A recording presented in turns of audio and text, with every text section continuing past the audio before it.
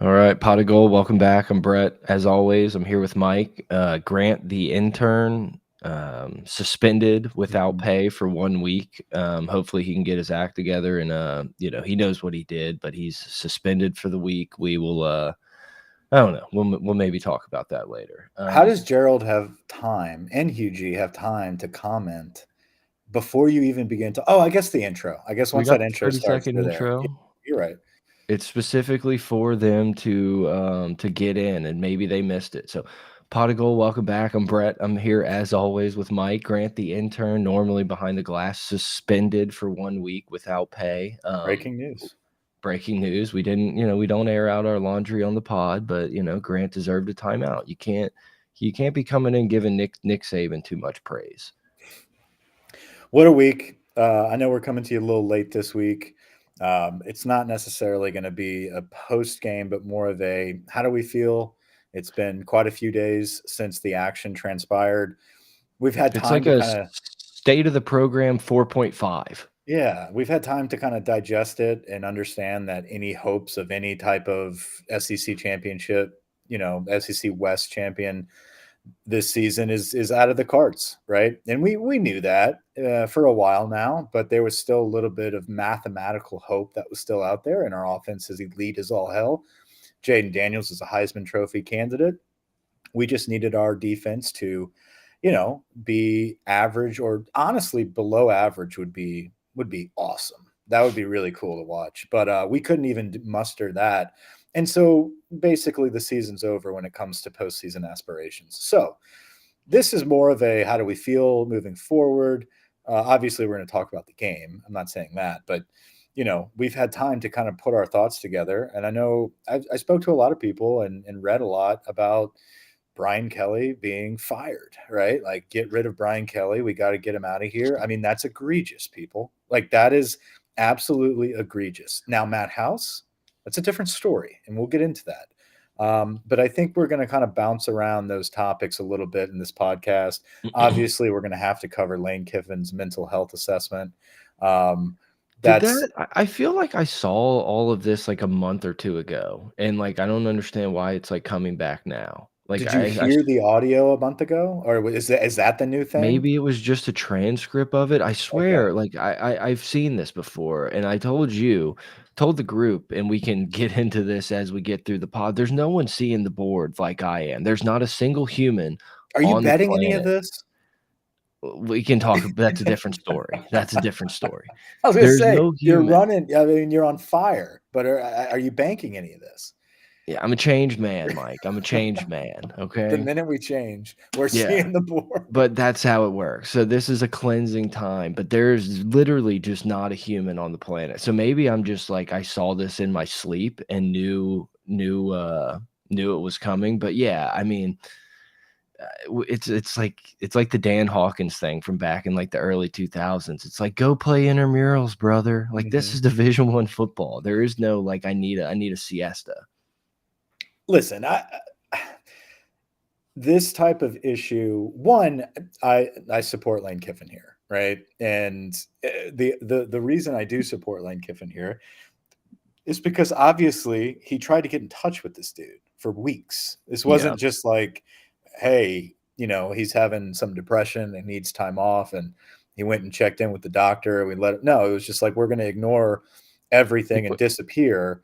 It's like when Sash just went to Denver to snowboard for a couple weeks, And he how just do they called it a mental know? health break. I mean, you can't just pull like the excuse cards out that are whatever is politically charged at the moment. Like, oh, I have mental health issues, so you can't question where I've been. Like, no, we're not fucking going down that road. Give me a doctor's note. Let me talk to your psychiatrist. Like, let's figure all that shit out. But don't ignore your head. It's your boss, dude. Like, can you imagine just checking out of work for 2 weeks and being like, yeah, I needed some rest. Like, I wasn't going to answer my phone for 2 weeks. if you're Judkins, maybe you can get away with that, you know? I mean, there are, Tyrann Mathieu, it's like, "Go take a week, come back, come back refreshed, buddy," but, yeah, I mean, it's almost a no story, it's almost like it almost makes me feel like Lane is somehow, like, getting this out, being like, "You see what I fucking have to deal with, boys? Like, w we won't have this problem when I'm taking over at Alabama." Yeah, whenever I just love Kiffin's like, Get out, get out, get out." Like the amount of times he told him to get out, and he's like, "Get your stuff, you're off the team, get out." Like, Kiffin does seem like a dude who, like, in those closed door meetings one-on-one is probably a lot different than the guy we see, oh, I feel he like has that snarky prickness to the yeah, media, but imagine that being directed to you in more of like like an anger intensified version, and like he's your boss. Like, I wouldn't. I mean, he's a like, prick, dude. Like that would be this dude grew up around the Raiders, Like, he grew up in this atmosphere of, like, "What?" Like, I we're love just gonna I love the question though, like, what world do you live in? Like that was like one of his like, what world do you live in where this is but like that's where these "Go kids play live. intramurals, brother." Yeah, a lot of these kids live in that world of like there is no consequences for my actions. I can do whatever I want. And I'm not making light of mental health issues, but I'm saying if that's true, prove it and be open about that beforehand instead of just like Yeah, using it as an excuse. Like that's ridiculous. yeah, that's, I don't know. Where do we start? I know you talked about Brian Kelly. It's like we talked right before we turned on the mics. It's been, finally had I feel like I finally processed the loss, and I feel kind of like a punk, but the way I look at it is like we're in year 2 of a pretty big rebuild. Like, yeah, 2019 was awesome, but we had 30 whatever scholarship players Mhm. 20 whatever months ago. And to sit here and think, like, because for the second year in a row, we didn't take down the best dynasty that's ever been built in college football. It's like, yeah, we probably shouldn't win this game. We probably shouldn't be in this. And we really were. This had all the feelings of a Florida State game where, like, you check ESPN after and it's like, Alabama just pounded LSU. What a joke. Florida State just took it's like Mhm. this game was completely in doubt until there was a tip ball interception, and in Florida State, there was a slipped interception, and things got out of hand. When you can't get a third down stop, and Alabama can control the clock the entire time, like it could have looked worse, but also at the same time, like going into that fourth quarter, I still felt like LSU had a good chance to win that game. Absolutely. Absolutely. There's a couple points I want to make here is you force your offense to be absolutely perfect. You have to be absolutely perfect in order to beat a team like that. And quite frankly, we were up until the second half into the fourth quarter where we started to get a little bit rattled on offense. And yeah, we had a 3 and out and we had a lot of penalties, and then all of a sudden it spiraled. So that's pressure that's put on you and it's been on you the whole season because of an absolutely putrid defense that can't do shit.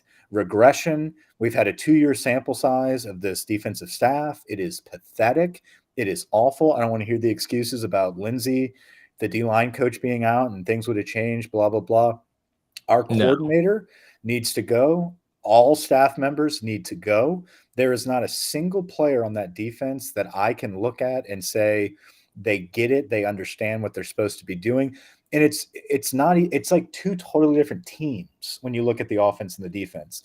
Like we're posting on Instagram pictures of us standing over Alabama players, Major Burns. Like there's like the mental like cultural aspect of the defense versus the offense is unsettling, to be honest with you. And that is Brian Kelly's fault. That is the responsibility of the head coach.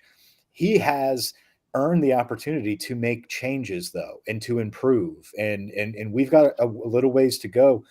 Brian Kelly came here to be elite. I still believe that Brian Kelly can get the job done. I'm not out yet on that.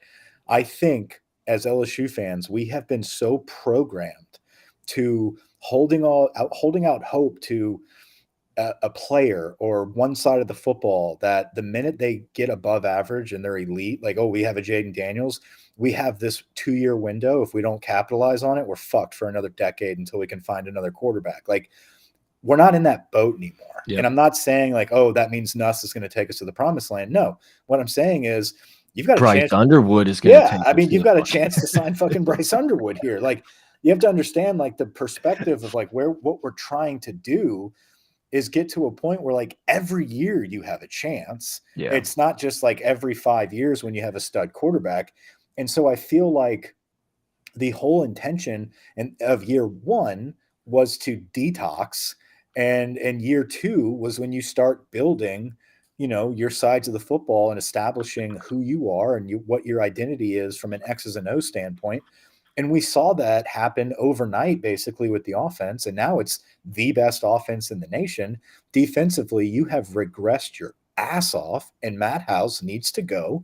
And we need to pony up all of the dough and get a very, very high profile defensive coordinator. No bullshit. I don't want to pluck some position coach from the NFL. I don't want some high school analyst. Like, I want a proven defensive coordinator that can recruit his dick off, because we need to put some money into recruiting as well on the defensive side of the football. We cannot ignore that side of the football. But with that being said, I trust that Brian Kelly will right the ship and get that figured out. Now, we're on the right path. Like we've built it up, and we're building a way more sustainable team. Like you kind of mentioned it, for our entire lives, we've had these like waves of like, well, like in 2 years, like this class is going to be here. And I get like transfer portal changes, all that. But especially with the expanded playoff, you're going to see LSU be in this game where the West is decided in late November. Like we're going to be in these games more often than not. And you have to think that year 3, year 4, year 5, year 6, like once Brian Kelly kind of has it the way he's going, we're going to start coming in on the right side of some of those. Like you know, you're down bad when I'm like telling myself before I go to sleep, I'm like, if we can fucking hire Steeples, who like has no coaching record, like we could probably, why can't we get Tyrann Mathieu to be our DB coach? Yeah. Before we get too much further, we do have an ad read from our sponsors. So introducing Firehouse Subs, where flavor meets fire. At Firehouse Subs, we're not just about making sandwiches. We're about creating an experience one bite at a time. From our famous hook and ladder loaded with smoked turkey and Virginia honey ham to the hearty smokehouse beef and cheddar brisket, every sub is a masterpiece of flavor. We use only the finest, freshest ingredients to ensure every bite is a taste sensation. Because at Firehouse Subs, we believe in giving back. A portion of every purchase helps support local first responders. So come on down to Firehouse Subs and experience the taste of flavor, the heat of the grill, and the warmth of the community. The King's Hawaiian pork and slaw sandwich is back, Mike. Like if you are sitting here listening to this podcast, open your app, download Waiter, or go pick it up. The pork and slaw or the pepperoni meatball sub on a garlic roll. Are you kidding me? Love it. Firehouse Subs. Firehouse Subs. Firehouse. That's FIREHOUSE. It's subs if you want, but Firehouse, it's the best. And it's the only way. It truly is the only way. So thanks for the ad. But moving forward, we need to fire Matt House. And I mean, dude, it's a done deal. I don't even for me to sit here and like make a case. It's like Matt House had some success at Kentucky, had some success in the NFL. It has not worked out at LSU. Your time is done. Thanks for the memories. Like, good luck to you. I hope you have a good career somewhere else. Like maybe you could have turned things around in 4 years, but you don't get that opportunity. Thank you for your service. Good luck. Have fun. I'm not going to sit here and like talk shit about this dude. Like it's just over. It's over. Whenever there's these types of situations where you've got some coaching searches that are about to come up, or your season's pretty much wrapped up and all you're really playing for is pride, there's always rumors and there's sources that start popping up about, what someone said in the locker room, team meetings, and private discussions. Heard it from a source. Take it for what you will. Harold Perkins is pissed. Harold Perkins is absolutely discussing his displeasure about Matt House. And I think, we need to make moves, and I think it's going to I think the defensive players that truly are elite, when they start to regress, you owe it to them to put them in the best situation, in my opinion. And so we have to nip that in the bud. And I'm hoping, and we already know, we're pretty confident Matt House is gone, but we have to nail this hire. That's if there is any critiquing, if there's any, anything that Brian Kelly has done wrong, in my opinion, it's his defensive staff hires across the board. They don't make sense. And he fucked up on that. And so he needs to right that ship, and he needs to do it in a big way. I saw in the chat, what are our top picks for DC? I think in unison, right, we can both agree that Jim Leonhard is the guy, right? Yeah. Like that would be target number one. For those that don't know, multiple, Broyles finalist. I think he may have even won the award, if I'm not mistaken. I don't know if it goes out to defensive guys that often, but he's certainly been a finalist for that award. His defenses in Wisconsin have ranked in the top 5, top 3 every year that he was the DC. He obviously inherited it from Aranda, and he kind of put his own twist to it and ran an incredible defense at Wisconsin. He thought that he would be the next head coach for Wisconsin. They hired Fickell, and he decided to take a nice reprieve. And so this season, he's an analyst for Illinois. And so there's some dumbasses I've been reading, like, why would you want an analyst from Illinois? Like, obviously he couldn't get it. The dude passed up the Green Bay Packers DC gig. Like, he's taken a year off. Like, this guy. So for me, he is clearly target number one. Can you get him to come south? I think he can. And I'm starting to think, like, if he passed up NFL gigs, you mentioned it, maybe he's just not an NFL guy. Maybe he's just a college guy. Clearly he wants to be a head coach. You might need to do one more stint now before you can get that big head coaching job that you want. What better way to prove yourself than come join an SEC team, take that Big Ten style defense and prove it in the SEC in a gauntlet of a season next year starting, and show some insane objective data of a turnaround from the worst defense in the country, basically, and turn it around. So I think Leonhard obviously is the top choice there. Yeah, you would almost get too much credit at this point. Like, if you come into LSU and you look around at all the talent, you're gonna be like, oh, this is not gonna be as bad as I thought. I'm gonna get them to be at least average, and then everyone's like, oh my god, what a great turnaround! Like, this guy's amazing. Like, probably even help you in that.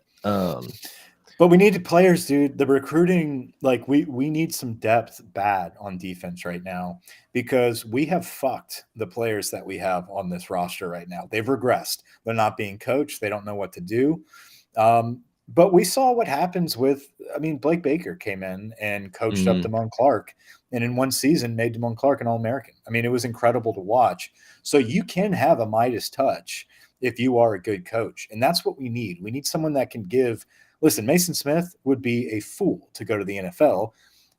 I don't know how that would even happen, but if he can get a defensive coordinator that understands how to coach defensive line, or get a stud Bo Davis in here at D-line, something like that, like, you're going to have a turnaround with those type of talented players. But if you just hire a Jabron again, those guys are going to get wasted year in and year out, and you're not going to see that turnaround with Brian Kelly. So this is a huge moment in the tenure of Brian Kelly, is this second defensive coordinator hire, because it's the breaking point. Yeah, that's where Brian Kelly's seat gets hot, is if you bring in a whole new staff. I'm sure we'll have to pay some buyouts, which whatever, but turn over a new staff, then we have a top 5 highest paid DC in the country too, and then you still fall flat on your face. Then it's like, well, like, we're gonna have to start pointing the finger somewhere else. Absolutely. But I think he gets that opportunity. And I think this guy, dude, Brian Kelly's not here to fucking kick his feet up and tarnish his resume. I like how Moscona said, year 3 everywhere he's been. Year 3 is his money year, right? And you looked at the records, and it's pretty incredible. All 3 major coaching spots that he's been at, year 3 is a massive turnaround. I think what he's doing is that culture development, that accountability development. And, like, most of this team is on board. Most of this program is on board. We just need to fix the coaching now. We need to fix the X's and O's, the techniques, the technicalities behind it. And I think we're going to be right where we need to be. You need to not lose the locker room in this last month. Like, you need to go out and put up a good performance against Florida. Hopefully, run them out of Tiger Stadium. Then you get a freebie game against Georgia Southern, maybe whomever that may be, and then you're gonna Whomst. go play it. Whomstever. That You're motherfucker, gonna, he didn't defend us. He didn't defend. Josh Pate fucked us over. He defended Dallas Turner. And then conveniently, last night, I saw on Twitter, on X, there is a pretty good looking reporter for Alabama that happened to change her profile picture to her oh, and I Josh Pate. I saunted that. Yes. So I understood. It made more sense now. Josh Pate is dating a Bama girl. So, of course, he's going to Look, throw it out there. yeah, I kind of want to go through the game a little bit, and Go for it. It gets us through Let's to get that to we'll point. get to the hit. We'll get to the hit. When LSU scores a touchdown before half to Kyron Lacey, when they march it down, really run it down, Jaden Daniels takes off with his feet and scores a touchdown to end the half. We wait 20 minutes. We come out of halftime, and we march it 9 plays, 75 yards down their throat and scored in 4 minutes. I started laughing. I was like, it doesn't, it's almost never been this good for us at LSU to be able to like watch this offense, and then you get that like reality check of like, fuck, it's been a long time since I've watched our defense. It's been about 40 minutes of real time now, and like I forgot how bad it's going to be. And obviously Alabama never gave it up. You knew when LSU went 6 plays and punted. I think that one was the one with the drop, right? Yeah. Pass to Mason Taylor, incomplete. Yeah. Like, I felt like that was the game. It was a tie game at that point. We knew we weren't stopping anyone. Bama marches down and scores a touchdown, and we immediately throw a pick. It's like the game just like slipped from our fingertips so quickly, which then obviously leads to a Bama touchdown and then the hit. Like, And then I the think hit, but once the hit happened, it was done. Like that, the game's it's a wrap. And we the really game was should not have definitely paid attention to anything after that point. Yeah, the game I think was already over at that point. Like, Jaden Daniels would have scored. Let's say Jaden Daniels scored every time he had the ball still. Like, I still think we lose that game. We're behind a Yes. possession. Yeah, I'm not But saying like, we win, but at that point there was no more scoring. There's not going to be any more back and forth. Like, it's a wrap. but in the age of college football that we live in, where it's like you barely touch someone out of bounds. There he is. There he is. I knew it. There he is. Grant in the chat. As soon as we touch someone out of bounds, we're hitting them with a flag. It blows my fucking mind that anyone, look, Alabama fans are their own breed. Like, I get you're going to say it's not. For anyone not associated with the University of Alabama being like, I think that was on the up and up. It's like in 2002, sure. Like, if we're watching Miami in 2001, like, yeah, that's that happens once a quarter. But like, it's unbelievable. No, listen, it's and fuck T-Bob, by the way, for just like dying on this hill of, well, I wish our players would hit like that. Why? So we could get fucking ejected? Like, you don't like, we don't get that benefit, dude. Like, of course I love big hits. Of course I love that style of football. But like, you can't play it both ways. yeah. If you're going to call it, fucking call it for everybody. And the most crucial, like the most important player on our team on this massive game, and he's out, he's knocked out now, and we're just going to gloss over it. We're going to be like, oh, it was a big hit. Like, could have been targeting, but they're not going to review it. Like, let's go ahead and move on. Like, whoa. Our season just ended. Like, it's now over. And we're just going to fucking carry on and drool over fucking Milrow running up and down the field against a kindergarten. Like, what, like, what is this, dude? Like, it was so like, it's those moments where you just sit back and you're like, this whole thing is a waste of my time. This is so fucking bullshit that like you can invest so much time into this shit and you can literally get decapitated on the field in front of the refs. Sure, they threw a flag for fucking unnecessary roughness, but we all know, we have seen that hit a million times all over the country. And it's like front page, we have to protect our players. So-and-so's a piece of shit. It's got to sit out. All of a sudden, the whole world wants to defend fucking Dallas Turner. It's crazy. Because it's Alabama. It's like, what? Guys, I'm not saying that hit shouldn't be in football. I'm saying if you're calling it by the rules of today, you just took out our best player. Like, you're out of the game, dude. Like, it's Yeah. a no-brainer. It's like forcible contact to the head or neck area.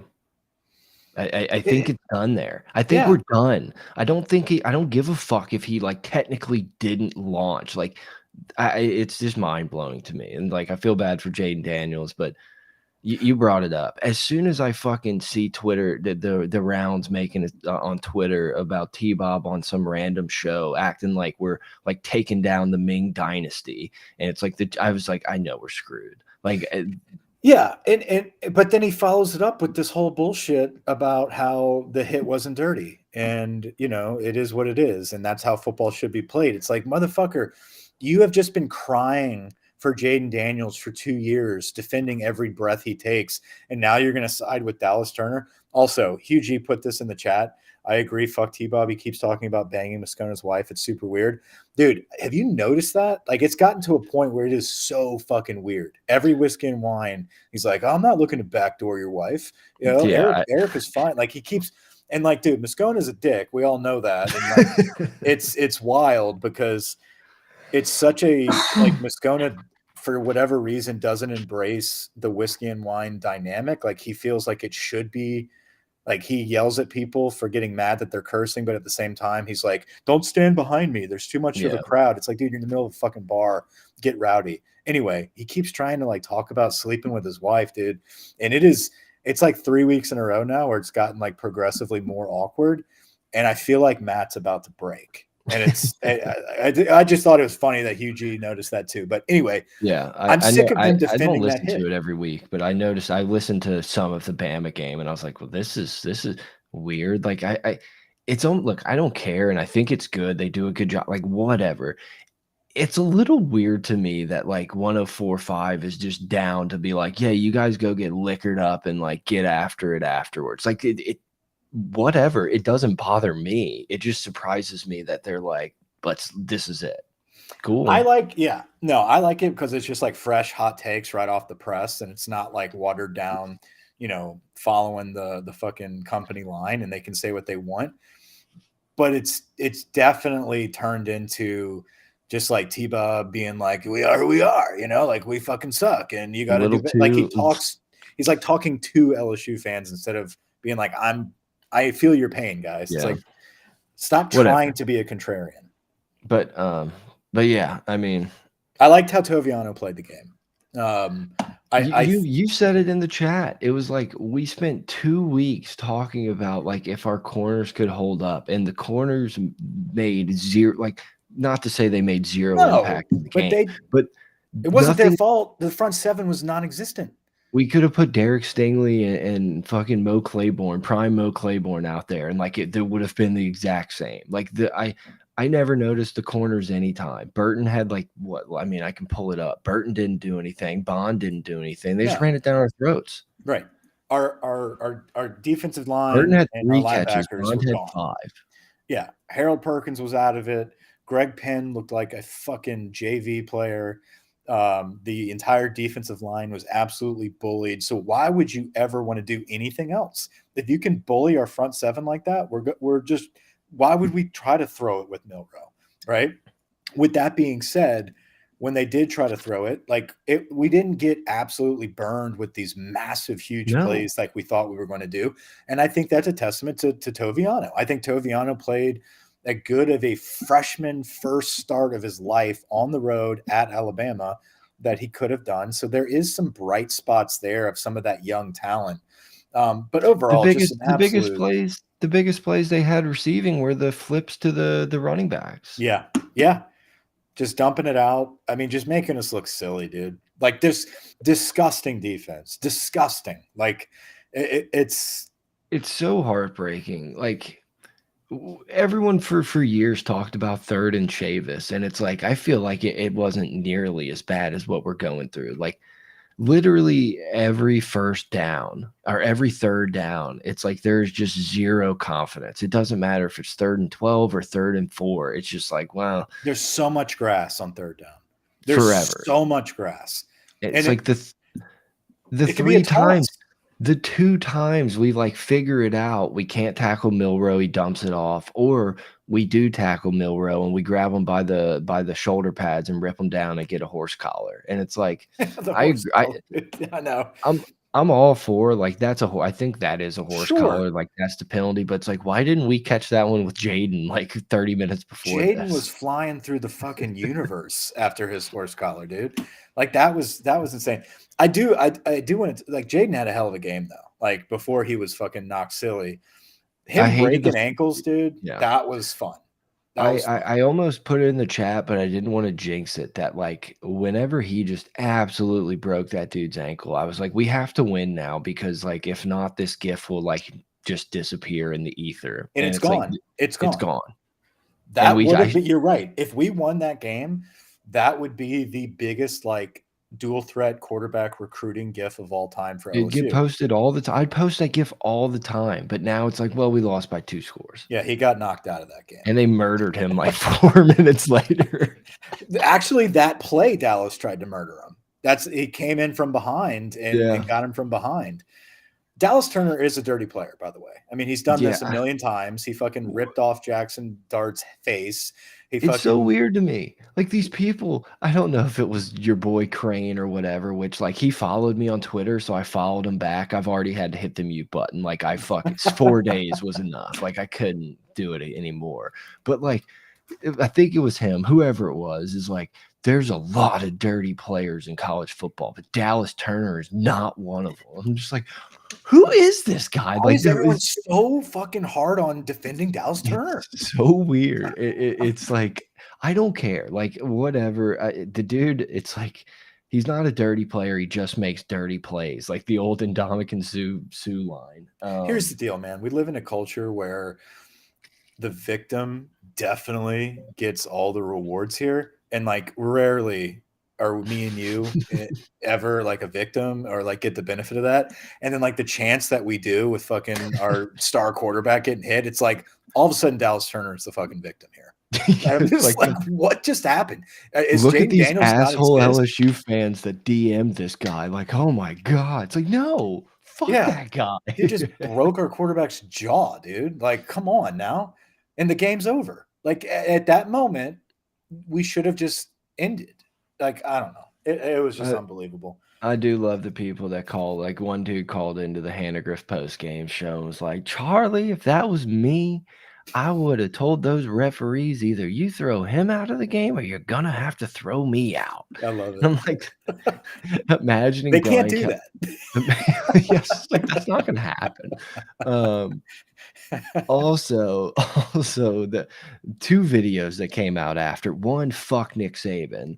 2, we'll Oh, the circle back. Anderson shit I will circle back triggered to me. that one. Triggered. 1, like I came up with a really funny tweet like 3 days later that I wish would have came up in the moment of being like, well, Aaron Anderson gets to play LSU's defense every day, you fucking idiot. Which like I think would have been funny if I would have thought of it within like the 72 hours. But the Brian Kelly video after the game from LSU Gold is like I love the message about like good's not good enough. Like I'm all behind it. But to have him have like disheveled hair, like he's been like he had a little meltdown in his office 4 seconds before addressing the team, and then to like the shirtless dude, just like it's such a fucking funny video that like it makes me like proud, like not proud, but like excited about the future at Yeah. all the same time. Like if I'm looking through this through like my lens, like I could construe this as being a bad look, boys. Oh, Like for sure. it's No, dude, just it's so easy to funny. like, and that's I'm holding on, dude. I'm like one of the I feel like we're kind of like some of the final voices of Shields of like, hey, we'll be okay. Like Brian Kelly's he's great. We're gonna be fine. But Until like someone can once give you me a make better up your option mind, once you make up your mind that you're out on BK, dude, you could look at every single image, everything he says, and everything, be against and it. just go off, dude. Yeah. Yeah. Like, oh yeah, he's a little, you know, throwing jokes with Wilson Alexander. Fuck that guy. You know, it's like, yeah, we should have had a spy. Well, then why didn't you do it? It's like, I I mean, do think he there's times where it's like he almost says things as like, "This will ease everything," and it's like, "Dude, you just He definitely threw he the knows we're match. dumb. Like, you just threw the match in the gasoline, like, you didn't saying a spy is not gonna help you because now everyone's gonna Yeah. be pissed off that, like, you're gonna second I don't know. It's I knew we should have had a spy. I can call this defense. I It's mean, like, I don't know. Maybe this was the final straw of like, hey, we're going to let Matt House work his magic and make adjustments and see what he can do. And if he doesn't make adjustments, then I'm going to fucking call it out after the game and say, hindsight, we should have had a spy. But also, like, if you're the head coach, like, and you need to win this game and you identify that at halftime, what the fuck are you doing? Like, this is the second game where we come out and it's like, yeah, at halftime, we didn't have a good feeling or this, that, and the other. And we should have made this adjustment or that adjustment. We didn't. It's like, those are kind of like obvious adjustments, right? Like those are obvious things. Like against Florida State, like, yeah, we just didn't come out motivated in the second half and I could feel it. I should have done something differently. It's like, okay. Should have done something differently against Alabama. Now there's all this like shoulda, woulda, coulda yeah, no, for stuff. sure. But I also think that's all sound bites. And I also think that that's Brian Kelly's a politician.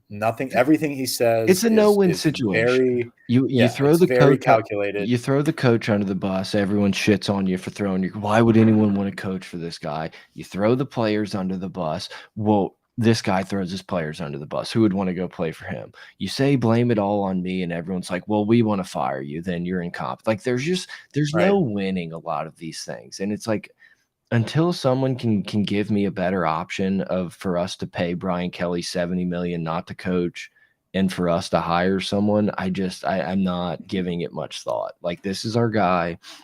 We have Yeah. one Who of do the you want? winningest coaches. We're not bringing in Bill Snyder, like rolling him in to try to like get dubs. Like this dude is still a really good football coach. We won the fucking SEC West year one with like a complete clown show.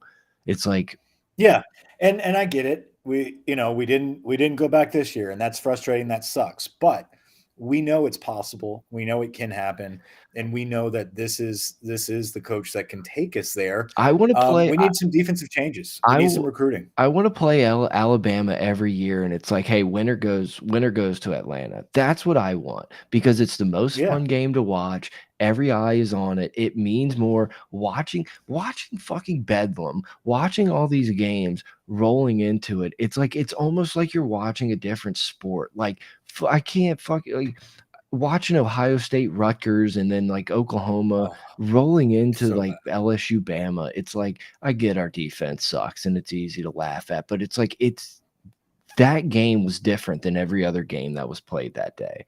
And like that's why I love college football. That's why I'm not as super stoked about the 12 team playoff because it's like I love when that game in November matters. Or, you can even throw it up to an Iron Bowl whenever Auburn was good, where it's like, hey, man, winner of this, like winner go home. Like that's college football. So as long as we keep getting in those That positions and coming out on the right side every once in a while, I'm good with it. Florida, LSU, USC, all looking for coaches around the same time, all got their guys. Here we are, fast forward, year and a half in. I like where we're at Yeah. compared to the rest of them. I really do. I don't listen. I think Lincoln Riley and his offense is great, but I can't complain about our fucking offense. Like what? Like we have a Heisman contending quarterback, and at least our defense. I actually no. There's nothing I can say good about our defense, but I'm certainly we're certainly better off than having Billy Napier in Florida, in my 100%. opinion. And we have an opportunity here at the end of the season to close it out with home games against Florida and A&M and truly set ourselves apart of, yeah, maybe we're not elite yet. Maybe we're not Bama yet. Maybe we're not Georgia yet, but we're certainly not A&M or Florida. Yeah. We're a notch above that crew, right? And we still need to keep digging and grinding away for a couple seasons. And you never know. Maybe it's year 3, maybe it's year 4, right? I'm willing to give it that amount of time to see like, okay, this is a long enough sample size for a 10-year contract, 8-year contract coach that by halfway through year 3, we're regressing on defense and now offensively we're sputtering. Like, yeah, it's time to throw the pitchforks out and be like, what the fuck's going on?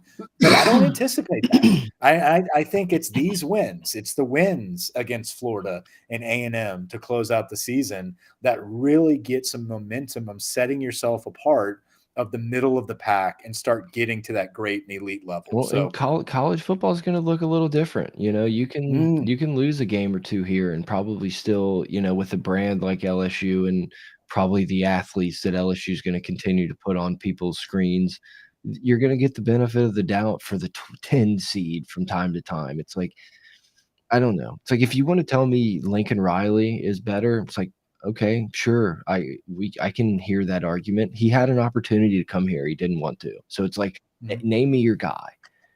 So I'm interested to see how this goes. So we always kind of gauge recently. Obviously, we've talked about, Les Miles, Ed Orgeron, Nick Saban, year 3, year 4, whatever the case may be, winning national championships. It's a little bit different now with the rebuilding that Brian Kelly had. And I don't expect him to win a national championship next year by year 3. But how do we gauge that type of like measurable objective? This is where I want to be in this new playoff world, because where like right now, before this new adjustment, it would have been like, I want to be in the playoffs by year 3 with Brian Kelly, right? I don't need to win the national championship, but I want us to be in the playoffs by year 3. Where now it's like, well, if he gets in the playoffs by year 3, it's a 12-team playoff. Like that's good, but we could have done that last year, right? Where is it going to be like a semifinal gauge? Is it going to be like, hey, if he makes the quarters by year 3, like we're in a good place right now? I think it's going to be interesting to hear that narrative. It's like obviously you have to get to the playoff, but it's like you can't be losing to a Wisconsin or an Oklahoma State or a team like that. Like if you draw, it's like winning a playoff yeah, game. if you draw Ohio State and it's like, man, we just barely missed out. It's like I feel like those are stuff I can live with. Obviously, we need to see improvements and everything, but I think if we get there, all of a sudden you start thinking like, well, we got one more year with Nuss. We got Bryce Underwood that's just ready to take over. It's just it's about getting opportunities. It's like I want LSU to play in a lot of games that matter. It's like it doesn't necessarily have to be the national championship game, but I would love for everyone to be watching the LSU Texas A&M game, because it's like we gotta see what happens here. That's why I wish the Bama game was later in the season. I know it's in November, but like I wish it was like towards like the last weekend. I know they would never switch out Auburn, but like it being able to have that as like an elite finish to like wrap up the season to see who goes to the SEC championship. It's like a playoff game at the end of the year. It would be great. I'm trying to see when when they play Bama next year. Next year? We play Oklahoma. Oh no, it's all TBA. It's all to be determined. The actual dates. I think all the SEC games are still they are. Announced. You're correct. Yeah, they haven't announced that yet. They just gave you who you're playing. Yeah. So I'm interested, dude. I'm excited for the new conference and everything, to see it play out and see it a little differently. You know, see Georgia play a few more teams, see some different matchups. It is going to be fun. I think the playoffs are going to be interesting, where it's going to be fun to kind of like, because I used to be obsessed with, like high school football playoffs, obviously playing in it and then coaching a little bit. It's like who's got the 15 seed and like all that good stuff. Like with college football, I can't wait to see like what that will be like. Obviously we want to have 15 teams, but looking at it well, so-and-so, he won a playoff game. At least he's got that going for him. It's like, what I'm curious to see the storylines on how we kind of gauge success based on this new format. At what point, because it will come, at what point is winning one playoff game not a big deal? Exactly. Because exactly. is that a couple years in? Yeah. It's like, it's like almost look at it as like the first few years of the 4 team, where it's like pat Michigan State on the head. They're like, good job, guys, but like you have no fucking shot. Washington, It's like, yeah, you went up against Bama. I get it, not fair, but at some point, it's like, making the playoff, or if you're Oklahoma, making the playoff and losing is kind of like, fuck. I mean, yeah. We got to figure this out. We got to, For sure. So I mean, it's exciting, but the point of all of this is to say, I don't feel like we're in a position as a program where damn, dude, this new structure's coming up next year and we're regressing to a point where we're not going to be involved in it. No, I feel like we're going to be involved in it. We're going to be in the playoffs next year. And I feel like when you're in those situations, hopefully with the new defensive staff, anything goes. You can afford to drop a game in the middle of the season and still make the playoffs at LSU. And I think Brian Kelly is going to have this team ready for it next season. This season, we need to finish strong. We absolutely cannot let these wheels fall off. We cannot go 8-4. Like I really don't want to see us go 8-4. That would be brutal. Yeah. I also have no desire to play Notre Dame in a bowl game. No. I honestly, after watching us play against Bama, like I don't want to see us play against anybody for a little bit, and then I'll get recharged. Like let's beat Florida, and then I'll get confident again about who we can play. Florida can be. Look, and I'm not too confident LSU is going to get a ton of stops. I think they'll be able to play a little bit better against Florida, but you just got to hope that Jaden Daniels is 100% or 90%, whatever you can get out of him, and he's again the best player. But yeah, I mean, he's playing, right? They're trying to get him to play, right? They said he was probable. Brian Kelly, okay. He's playing him. One more little Brian Kellyism. It's like comes out before the season. He's like, "We're gonna do it like the NFL, boys. We're gonna have an in-depth injury report every week." They have to like pull it out of him. Like, coach, anyone else? Like literally. And then he's always like, "What?" Hours ago, he was literally. He's like, is there anyone? Oh yeah, Diggs. I would put him as questionable. Questionable. Right. I'm just like, you motherfucker. Like it's things like that it's like once Brian Kelly's dead to me, I'm going to hate his guts so much. Like all of these little things like this, I'm gonna let slide. He called Chris Hinton for like fucking a month. Yeah. It's like long time. It's like I much rather the Les Miles, like just calling people by their digits, right? By the numbers. Like, yeah, 10's got a leg. Like I kind of like that. I like football guys that are calling their own. He's like, no, 5's our guy. Yeah, no, I don't think Brian Kelly is Ed or Les. Like I think Brian Kelly is like a organized like business CEO type guy. Les was a goober and Ed was fucking pounding Red Bulls. Like I'm not Les Miles and Ed Orgeron were very similar to each other. I think they just had different styles of delivering the same type of like message. They were both like motivators. They were both like trying to get into the psyche of their players. They're not X's and O's guys, but they were just different in their approaches of where they came from. Where I think Brian Kelly is truly an X's and O's, like obsessed player with the development game and the history of football, player development, like being a leader. I think he looks at it like a business, whereas like he's a CEO. Les Miles was whatever the fuck Les Miles was, wanted to be a motivator of men. And Les was coaching at a time where like you could get by with that skill set. It's like we're gonna be tougher than everyone. I'm a Michigan man. Like we're gonna do the same drills that I did under Bo Schembechler. If it worked for Beckler, it works for us. But and then I would say Ed kind of understood the business, but he was more worried about the marketing. Like Ed did great things for the LSU brand. Make fun of it. Everyone knows the Go Tigers. Like LSU is one of the best impressions, whatever, social media, blah, blah, blah. I think Ed had a lot to do with that. And Ed was your chief growth officer. He was in charge of sales, dude. Like he was just the guy that he became the CEO by being the salesman. And then truly did know how to like run the operation. Then you start doing some blow with some vendors at a trade show. And all of a sudden, next thing you know, you're waking up in a Motel 6. Like we get it. Yeah. Where Kelly is a guy that's been a CEO, has been promoted, has moved on to other companies, done the same thing, repeated his process. He's worried about his 401k. Like he's so with that being said, he's not going to tank it. Yeah. Like he's not trying to kill his stock. He's here to win a championship. So to think that like he's not going to put forth every ounce of effort to making sure this is an elite program again, like I think that's false. I think he's going to get it there. And it's going to take time. It's frustrating.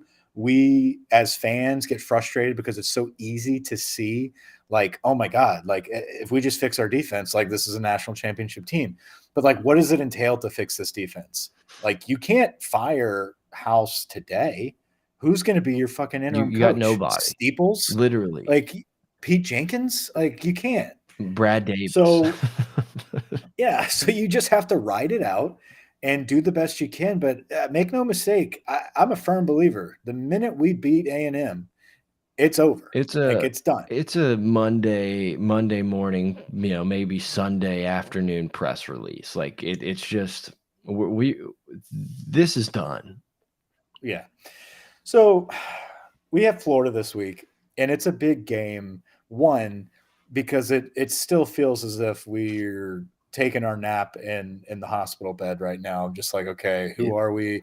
What do we need to do? And like Florida's like, no, we're gonna go into LSU's house and kick their fucking ass. Napier's like, I finally get back there and fucking, oh my God, dap up Jordy, do my suck it signs on the sideline. Everybody, dap up Jordy on the sidelines. Dude, he's going to be on the Florida sideline, just chopping it up with Corey Raymond, just like backwards hats. Can you believe this? Yeah. You all went Denver. I know a guy. Yeah, we'll see. And look, I've been for months and months now, I've been pointing to this game as like a fucking nightmare scenario, and like it's even worse than you can imagine, where it's like you lost the heartbreak, you got nothing to play for, your quarterback may or may not know what month it is, and now it's just like, yeah, you're playing Florida, who wants nothing more than to beat you, and when I hope we have that same feeling. Do you think Napier's going to strut out in the field and wave like to the fans, like could have been me? I think Napier's such a punk. Like he doesn't have that in him. Like win a fucking real game first. How are we? And don't get me wrong. I think we win this game, but like, how are we favored this much? It is weird. But that is with our defense, we should be favored nowhere near this against probably anyone. That's what I'm saying. It's what we just saw from the defense, and like, did we lose the locker room?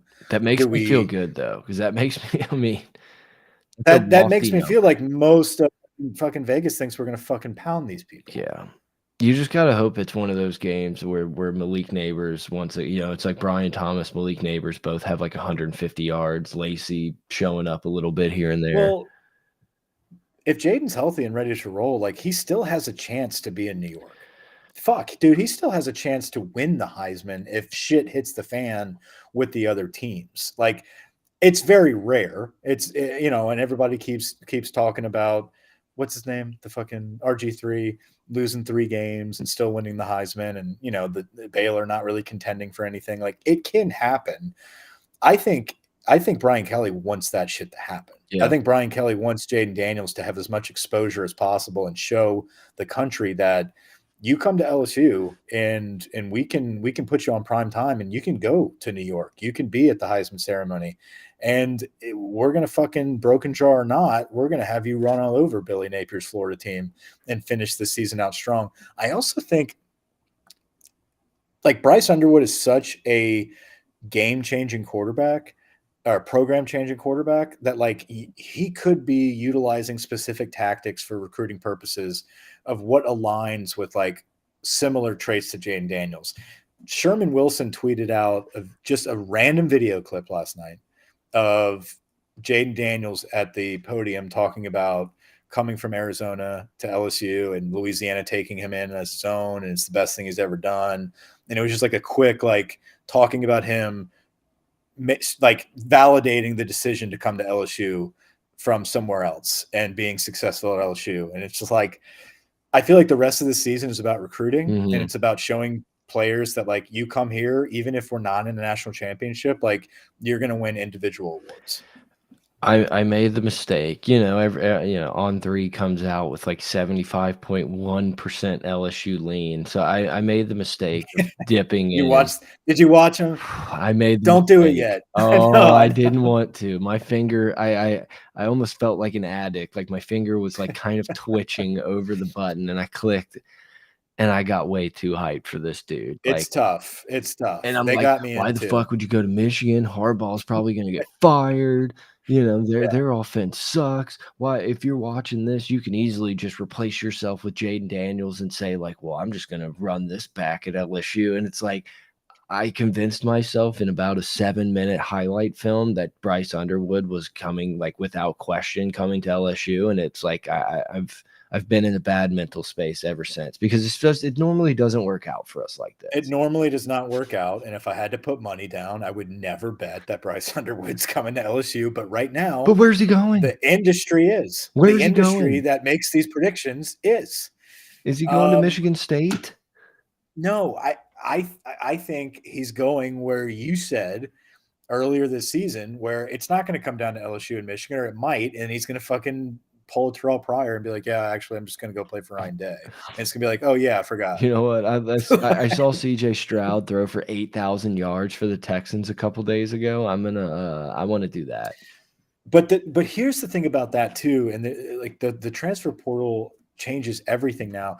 If you are a landing spot for a quarterback, if you're a quarterback school, which I think that's what Brian Kelly is trying to do. If Bryce Underwood signs with Ohio State, guess what? The 3 5 stars they have waiting in line, we're going to get one of those transfers, right? Like You're in a it's playing prime, that yeah. game. Or, you know, a year and a half from now when this dude is not playing somewhere, then hopefully you're still in a good spot and be like, hey man, Mhm. that scholarship's still open. Right. And that's the thing, dude. Like you can have 4 or 5 elite 5-star quarterbacks every year, but they're not all created equal. Like not all of them are fucking Joe Burrow and Vince Young. And Mm, like it's, it depends. there's some So you're Graham gonna have Mertz some in of those there. guys.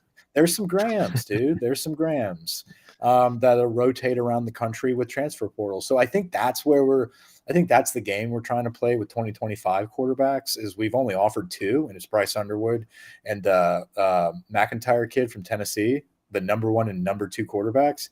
I really feel like we're just going all chips in, and if we can't get them, then we get somebody's transfer. I Yeah. think that's the games that we're playing.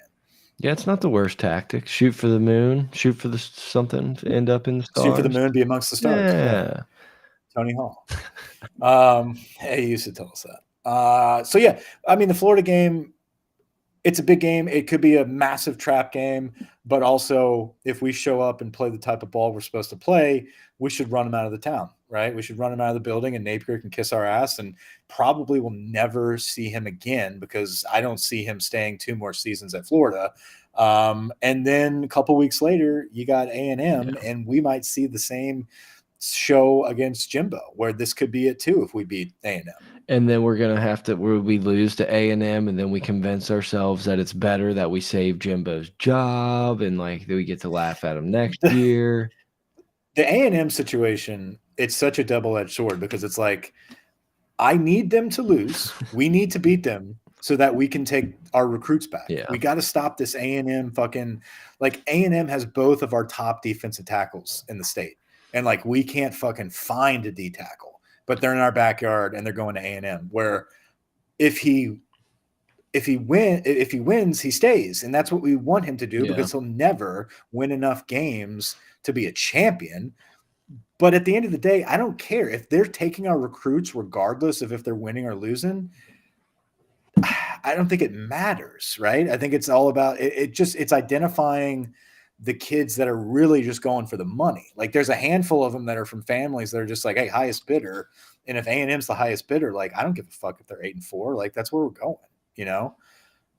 Is there a there's a tiny part of me. I don't want this, and like obviously I hope Jaden goes out and wins the Heisman and plays awesome against Florida, but there is that like tiny, tiny little part of me that kind of wishes it was like, hey, you know, this is a little preseason warm up for Nuss next year.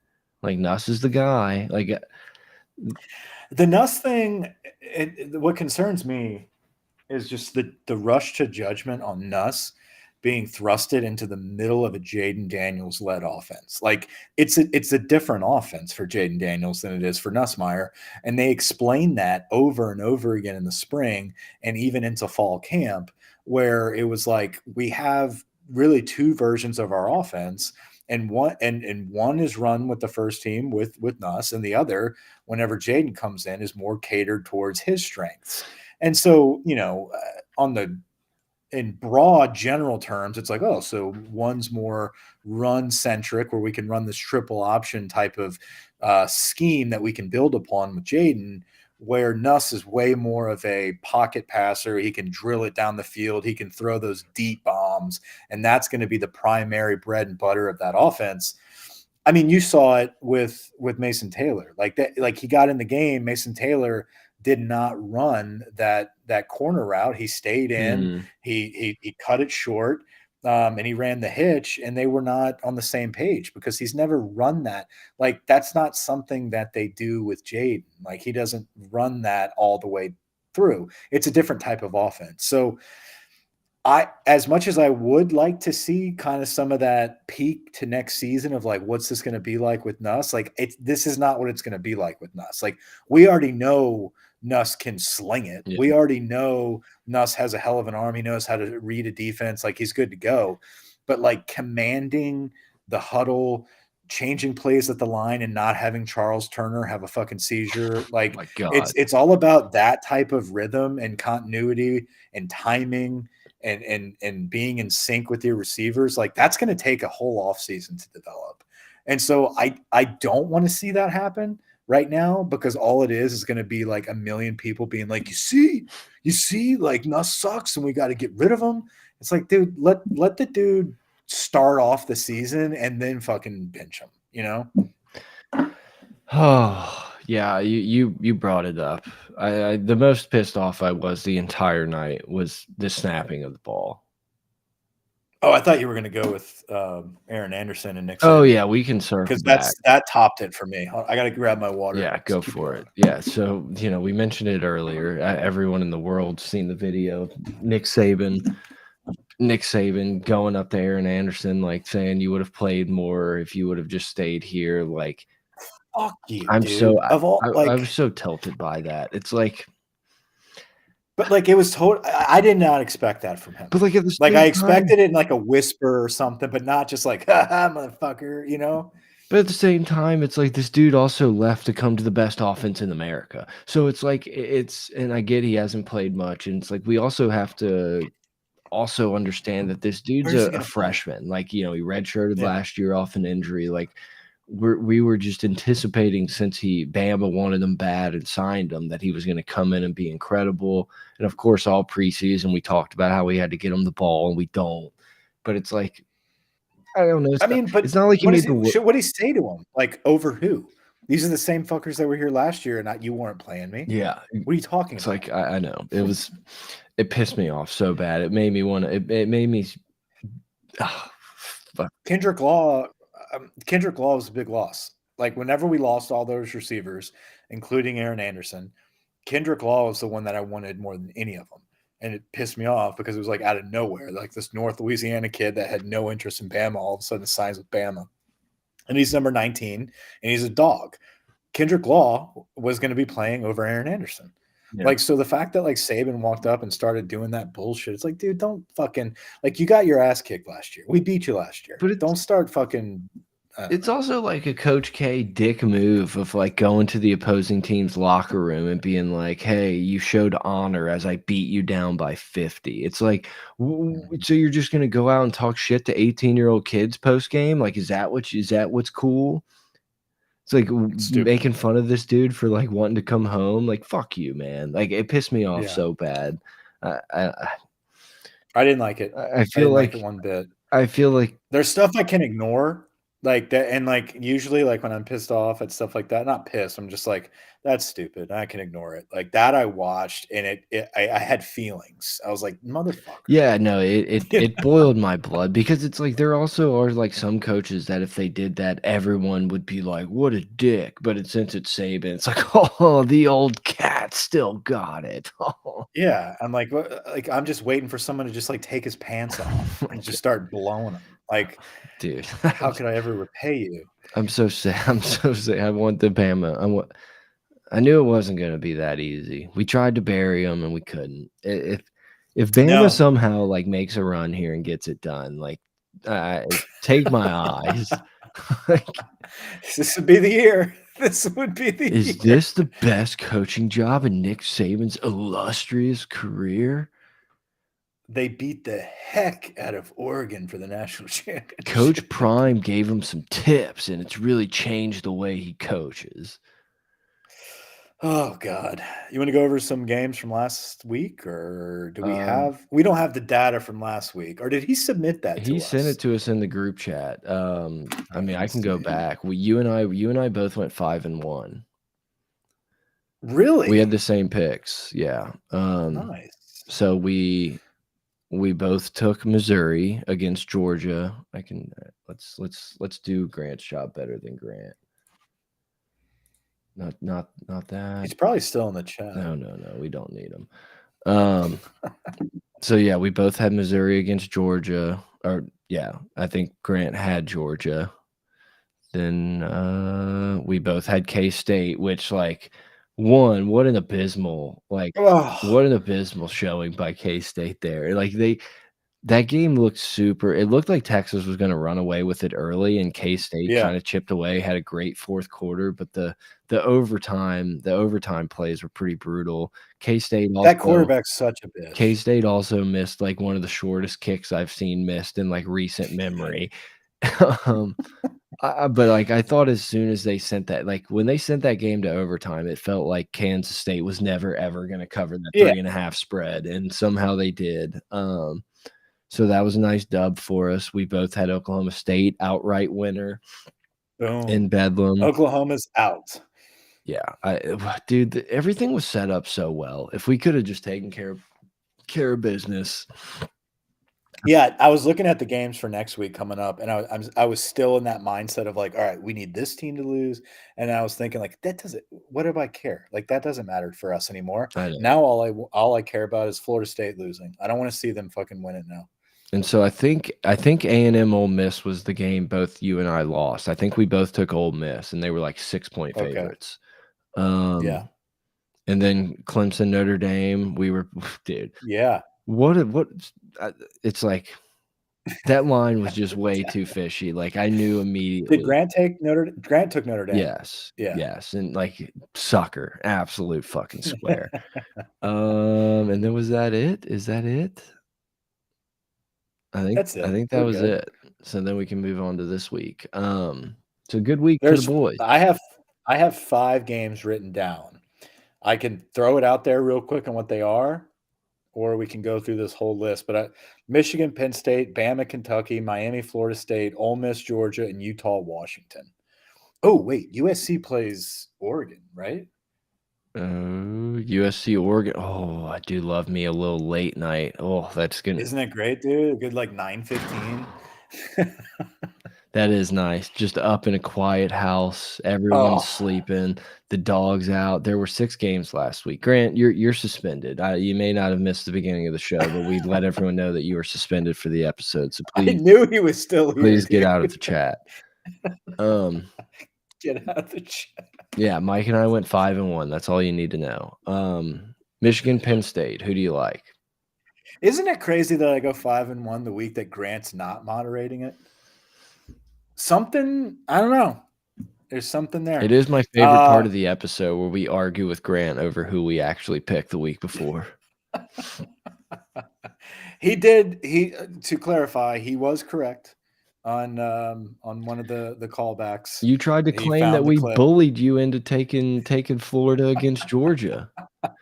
Literally, it opens up with I'm like, I love Georgia in the spot. Everyone's on Florida. Like this is just a game Georgia goes to. Oh, we pushed with Ole Miss. I didn't know we pushed. There he goes. Even better, even better. Thanks in the Grant in the chat. Even better.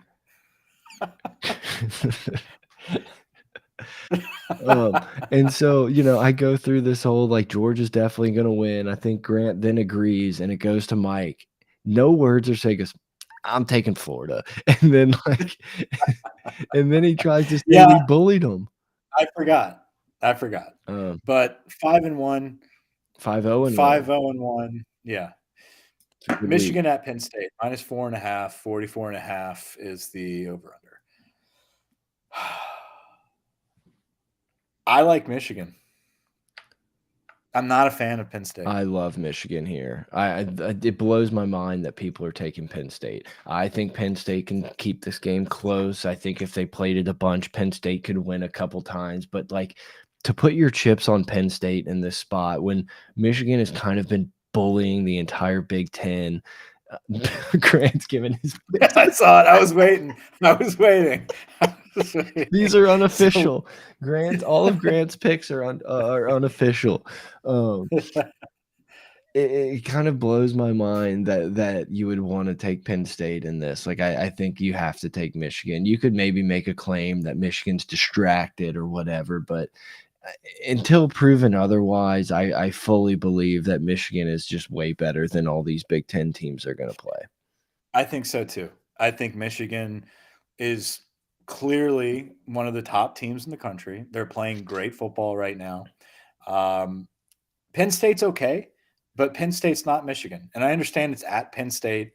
I think a lot of the distractions around Penn State and Spygate and all the craziness with Stallions is just a big distraction. But I don't think Michigan's the type of team that like buys into distractions. Like their coach is a walking distraction. They're going to be absolutely fine. So thank you for doing that. I couldn't being able to zoom in like that is great. It took me a second to figure out the exact how I needed to do it in this. Anyway, I would feel way more dumb betting Penn State and losing than I will feel betting Michigan and having Penn State win at home. Like it's one of those, like I've said it with Franklin a lot. It's like you're gonna have to prove it to me before I like bet on you in these big games. Like you're 0 for 1 this year in the prove it to me big game spot. Like I don't know. I think Penn State could win. Would never put my money on it that over Michigan. What the hell is happening with this Kentucky line? Bama at Kentucky -11. Over under 47.5. So we're looking at a game, what, in the 20s somewhere?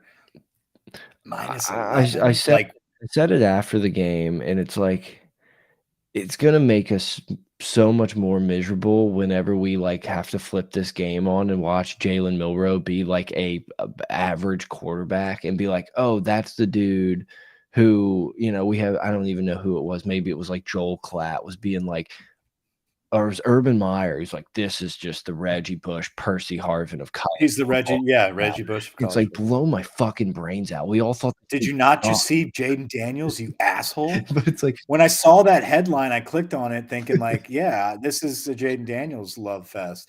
Jalen Milroe because he ran against us. Yes. It's like, dude, he did that against LSU, man. We can't give him the Heisman based on that. We suck.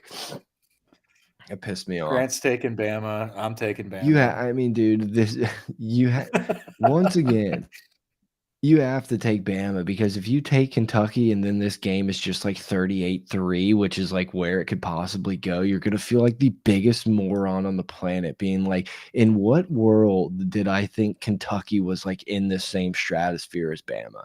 Could it be this like hangover spot, sloppy on the road, 11 a.m. kick? Sure. I'm not paying I'm not betting on that. Like I'd rather go down betting on Nick Saban in this spot. Next one I had on the list was Miami at Florida State. -14. I've been kind of saying it for weeks now, so I feel like I just have to. I think Miami has a team that has athletes that can maybe give Florida State problems. So I'll take the points. I'll take Miami with 2 touchdowns here. I like Miami as well. I know it's unfortunate that we're picking the same teams here, but it worked out last week, didn't it? Oh, Grant's going with Florida State. He is sticking with the family line. Florida State fan, though. Huge Florida State guy. Good for him. So he'll go ahead and do Florida State. Me and Brett have Miami. I think Miami is a dangerous team. They fucked around for a few games and made some bad decisions, but they certainly are capable of winning. It wouldn't shock me if Florida State kind of beat it's like Miami's not great. They just have the athletes that's like, hey, they can jump up and get you. But my whole rest of the season is just pulling for Florida State to lose from here on out. I like the only thing that's worse for me than watching Bama beat us would be to see Florida State be able to say, like, yeah, well, Mike Norvell's won a fucking playoff game and gotten the national championship. Like, I don't want to deal with that. Should we fire Brian Kelly from Mike Norvell? Yeah, I don't want to deal with that. I think Miami needs to cause some chaos, and I think this is the week they do it. Even if they don't do it, I think the 14 points is a decent amount. So, I don't think yeah, we're picking this game, but it feels like Washington. I feel like this is a yeah, I get threw it right on there. game for. Okay, you did have it on there. Utah at Washington Okay. -9.5. I feel like I feel like Washington's kind of looked a little crappy, hadn't really played a great game. Really should have probably lost that Stanford game, like an all-time bad drop by that dude. Um, I like I like Washington. Washington. I don't know that Utah has it. Like I don't Are they believe. still playing the bum quarterback? Yeah, The third one, I believe so. So Grant. Like, here's the problem. I told you this was going to happen. He was going to start butting in, like somehow he'd connect, and then he would turn it where, like, now I'm concerned about making sure, like, he's got input, or like, oh, he's in. So, like, what I was going to say was, like, he's not going to let us know when he's out of here. Yeah, no. Like, we're going to be sitting here on idle. So he likes Washington as well. Okay. Washington across the board. Ole Miss at Georgia. We got some good game. Like, I don't care to necessarily pick it, but Tennessee, Missouri also here. Like, oh, I didn't even see that. That's at 2:30. That's the CBS game. Dude, we got Tennessee -2.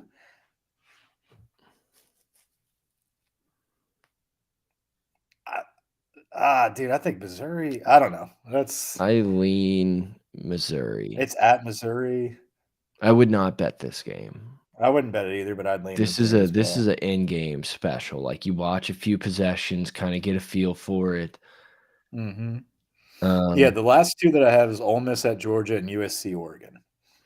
I love Georgia here. I think Ole Miss is kind of a fraud in a sense of, like, this is when it ends. yeah, like, you watch Georgia all year and you're like, "Oh, they're okay." And there will be a time where, like, Kirby Smart's, like, fucking rah-rah speech at halftime doesn't work. Like, I fully believe in, like, the complacency of winning back-to-back. Yeah. Insane stat posted by SEC Network of, like, Kirby was, like, 48-15, and now he's, like, 90-16, something, like, absolutely ludicrous like that.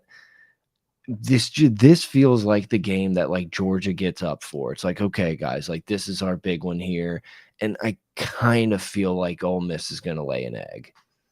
51 degrees, 6 PM. I never noticed the weather forecast on there. That's pretty cool. But yeah, I agree. I'm going Georgia, and Grant's going Georgia. We're in like too much of a lockstep here, boys. Yeah, I think the only one that we have different here is Grant taking Florida State. And then you got Duke UNC, Mike. This is your game. Woo, that's right up my alley. That's my heritage.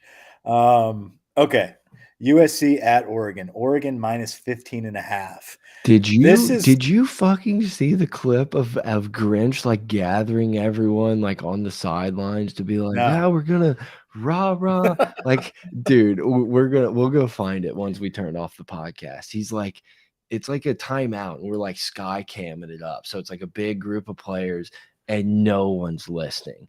And he comes in and he gives the, like, "All right, defense on 3." Not a single hand goes up with him. Like, they all just, like, walk off, and he's just like, "Yeah," and then he gets fired, like, 17 hours later. So funny. It is so funny. The question is, like, I almost feel like, 1, they should have hired Ed. Like, I would have gotten Ed's ass in there immediately. I That's don't crazy. care that You're he right. called plays. Like, I would have Ed right there. But it's like, do we see a little bit of, like, a shakeup, some energy, USC defense kind of turnaround? Like, I'm wanting to take USC here. 15.5 is a lot of points. I love Oregon. And they can score. I love Bo Nix.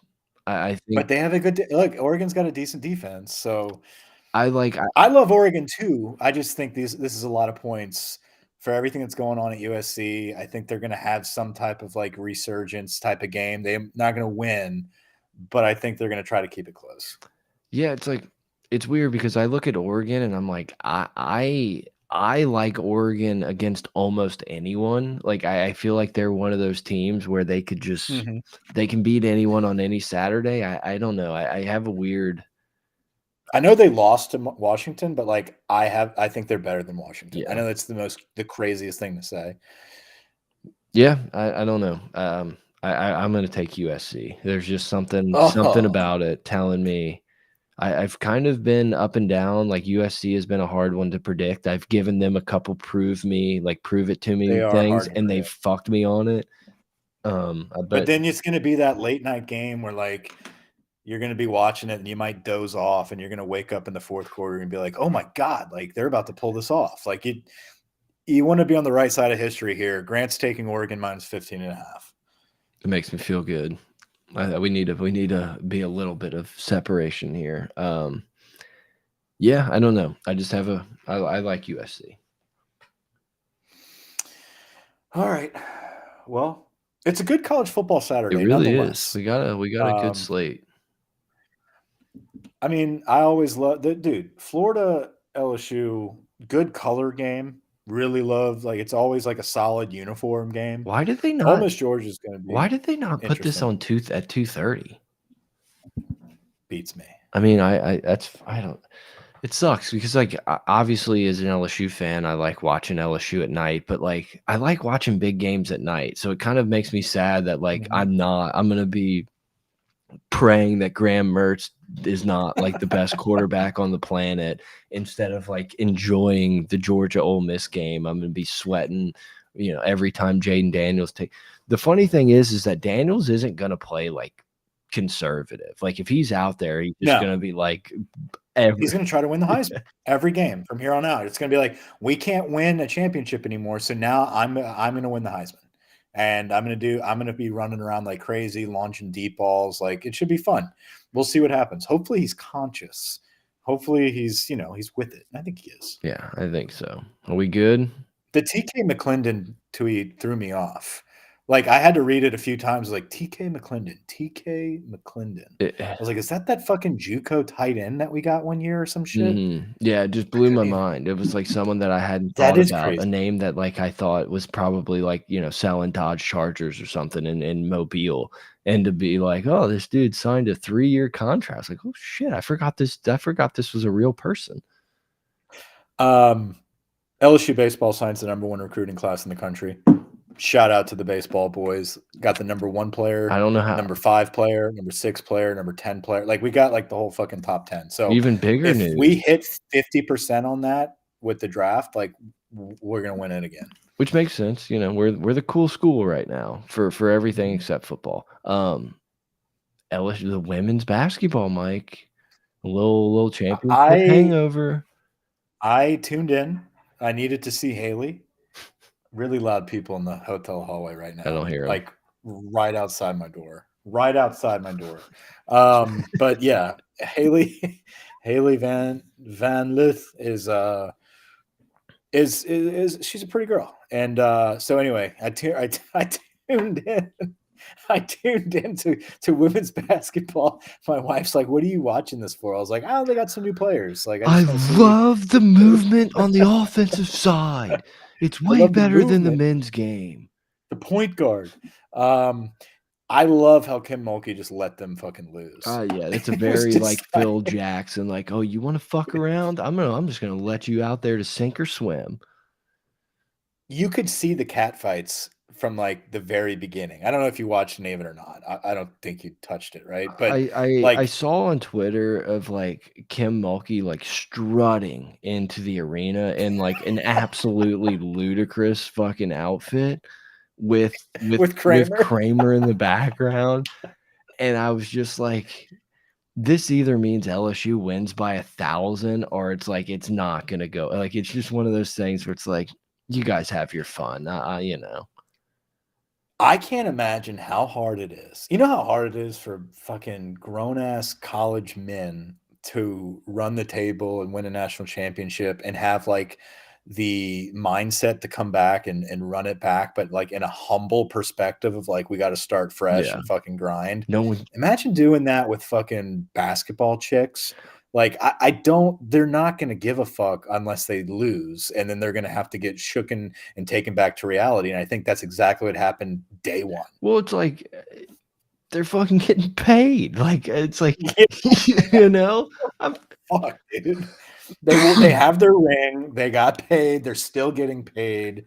They're probably getting paid more than they're going to make next year. I can't imagine, So like, if I were, if like Angela Reese's situation were mine, where it's like I was like the fucking dude and won a national championship. Everyone wants me like on their podcast. It's like you're the king. I can't imagine I would have like done shit. Like I wouldn't have and then picked you got Kim Mulkey like, I need you to step up and run stadiums, and you're gonna be like, I don't maybe in know. a month. Like let's get Might through buy a new let's get car. through the holiday season. Yeah, might buy a car. Um, But yeah, I'll run stadiums tomorrow. Like, come on now.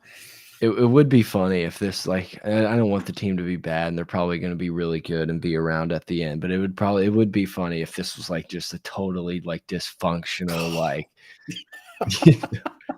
Oh yeah, I know where you're going, but like, oh god, that would be like bad. Kim Mulkey's like throwing chairs onto the court, little Bobby Knight style. Like we've just fucking totally lost control. She's like kicking the While she's ring. still wearing the shit. Yeah, like she walks out to center court and like drops her national championship ring. Like I don't want this anymore. Like it would be funny if we were just like the Netflix drama of college sports. Like for some, Meanwhile, Jay Johnson's just fucking raking it. Just fucking it's so winning bad that national like we're actually championships. getting women's college basketball national coverage because shit's like going crazy at LSU. It would be Oh funny. god. Kim Mulkey's great. Whatever, they're gonna be fine. But yeah, all that stuff just it makes me laugh. I'm all in it for the entertainment factor. It's like WWF. It's an entertainment Yeah. product. Yeah, no, it is. Exactly. That's the only reason I watch it. And it's fun. I mean, like you said, Mulkey's a fun coach to watch. It's entertaining. But make no mistake, guys, LSU baseball, ridiculous class. Obviously, they won't be playing this season, but having the #1 class in 2022 and now in 2024, pretty nice longevity there. So that'd be fun. With that said, looking forward to a great slate. We'll be back next